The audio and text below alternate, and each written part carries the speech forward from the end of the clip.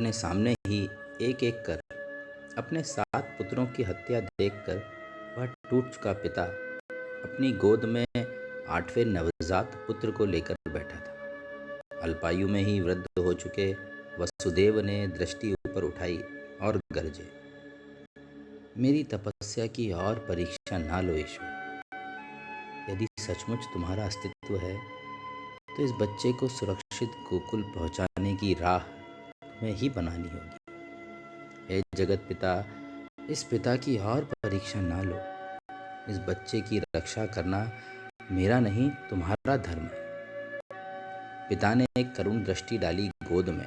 उनका 8वां पुत्र मुस्कुरा उठा। वसुदेव ने उस बंदी गृह में युगों बाद कोई निश्चल मुस्कुराहट देखी थी। जाने कैसे उस चिर दुखी व्यक्ति के अधर भी खिल गए। तभी पीछे से देवकी ने पीठ ठोकते हुए कहा, वह देखिए, वह सचमुच ईश्वर ही है।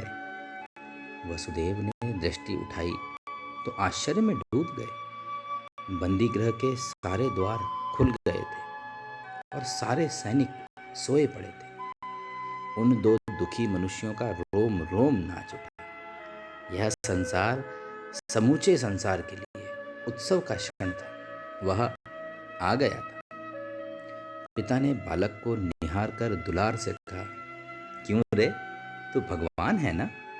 सुन, यदि तू देव नहीं भी है तब भी तुझे देवता बनना होगा। सारी मथुरा अपनी मुक्ति के लिए युगों से तेरी ओर ही तो टकटकी लगाए खड़ी है। याद रखना, तुझे हम सबको मुक्ति देनी होगी। समूचे संसार का मुक्ति दाता है तू, तारणहार है तू। बालक बस मुस्कुराता रहा।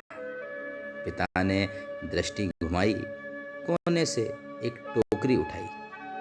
आंखों आंखों में ही पत्नी से अनुमति ली। बालक को झट से उस टोकरी में लिटाया और निकल पड़े। यमुना तट, भादों की काली गहरी रात और चढ़ी हुई यमुना, इतनी चढ़ी हुई उसमें तो हिमालय डूब जाए।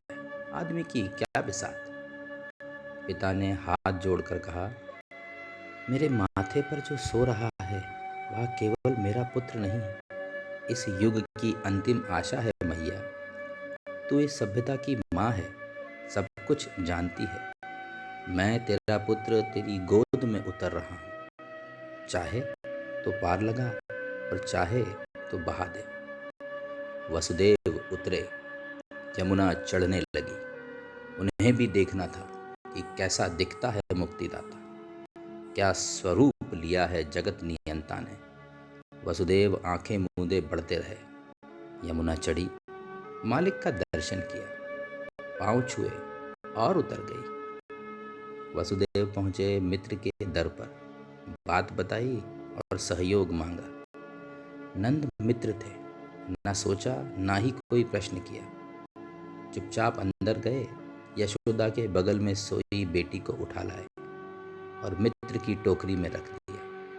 वे जानते थे कि उनकी एकमात्र संतान मार डाली जाएगी, फिर भी दोनों की आंखों में आंसू थे। वसुदेव के मुंह से बोल नहीं फूटे। उन्हें भावातिरेक में मित्र को गले लगा लिया। नंद बोले, सभ्यता को मुक्तिदाता यूं ही नहीं मिलता मित्र, सबको अपने हिस्से का बलिदान देना ही पड़ता है। इस महायज्ञ में मुझ निर्धन ग्वाले की ओर से अपनी संतान की ही आहुति रही। जाओ, तुम्हारे पुत्र को अपने हृदय में रखेंगे हम। वसुदेव लौट आए। राह में देखा, गोकुल के सारे वृक्षों पर बिना ऋतु के ही फूल खिल गए थे।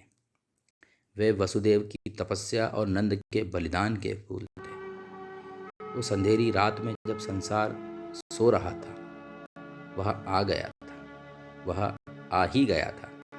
पालनहार, मुक्तिदाता, जगत पिता कन्हैया। जय बोलो कृष्ण कन्हैया की। जय बोलो कृष्ण कन्हैया की। आप सबको कृष्ण जन्माष्टमी की हार्दिक शुभकामनाएं।